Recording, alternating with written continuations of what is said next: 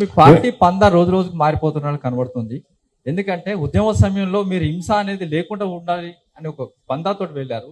కానీ ఇప్పుడు బాల్క సుమన్ లాంటి వాళ్ళు మిలిటెంట్ విధానమే మాకు కావాల్సింది ఒక ప్రకటన చేశారు.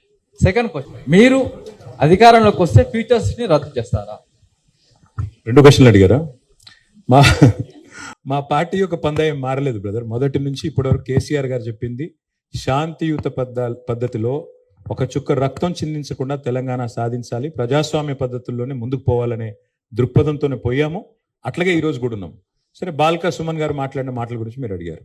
బాల్క సుమన్ గారి గురించి మాట్లాడిన మాటల గురించి అందులో ఏం అనుమానం ఏం లేదు. వారు డెఫినెట్ గా పొరపాటుగానే మాట్లాడారు. అందులో ఏమాత్రం మీకు అనుమానం కూడా అక్కర్లేదు. మిలిటెన్సీ స్పిరిట్ తో పనిచేయాలన్నారేమో కానీ మిలిటెంట్ పోరాటాలు చేయాలన్నారని నేను అనుకోవట్లేదు. ఒకవేళ అనింటే అది తప్పు, ఒకవేళ ఆయన అనింటే అది 100% తప్పు. దానిలో ఏకీభవించే సమస్య లేదు. కానీ రెండో మాట నేను అడిగేది బ్రదర్, సరే బాల్క సుమన్ గారు ఆ మాట అన్నారని చెప్పి ఆయన తీసుకుపోయి జైల్లో పెట్టారు. నేను అడుగుతా ఉన్నా రమేష్ గారు, మీరు క్రైమ్ బీట్ కూడా చూశారు ఇదివరకు. ఒక మాజీ ఎమ్మెల్యే ఇప్పుడు ప్రస్తుతం కాంగ్రెస్ లో ఉన్నారు, ఆయన హరీష్ రావు గారి క్యాంప్ ఆఫీస్ని తగలబెడతా అన్నాడు, దాడి చేశారు.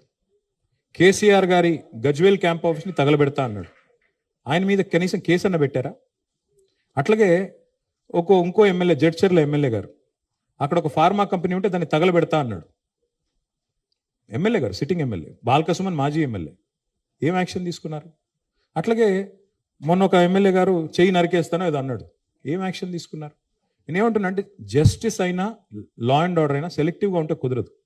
బాల్క సుమన్ మాట్లాడింది తప్పని మీరు భావిస్తే మరి ముఖ్యమంత్రి గారు స్వయంగా అన్నారు కదా మా జెండా దిమ్మెలు కూల్చాలని, అది హింస కాదా? ఎవరు ముఖ్యమంత్రి గారు ఆ మాట అనడానికి? రాష్ట్ర ముఖ్యమంత్రి, హోంమంత్రి స్వయంగా బీఆర్ఎస్ జెండా దిమ్మెలు కూల్చండి అని పిలుపునిస్తాడా? మరి అది కేసు పెట్టరా ఆయన మీద? ఇంకోటి, ఆయన మాట్లాడే రోత భాష మీద, కేసీఆర్ చావును కోరుకుంటూ కేసీఆర్ గారి మీద మాట్లాడే దరిద్ర భాష మీద ఎన్ని కేసులు పెట్టాలి? కాబట్టి కేవలం బాల్క సుమన్ మాట్లాడిన దాన్ని ఒక ఫ్రేమ్లో చూపెట్టి మరి కాంగ్రెస్ నాయకులు బారా ఖూన్ మాఫ్ అంటే అది కుదరదు. ఈ రాష్ట్రంలో లా అండ్ ఆర్డర్ అందరికీ ఒకటే ఉండాలి.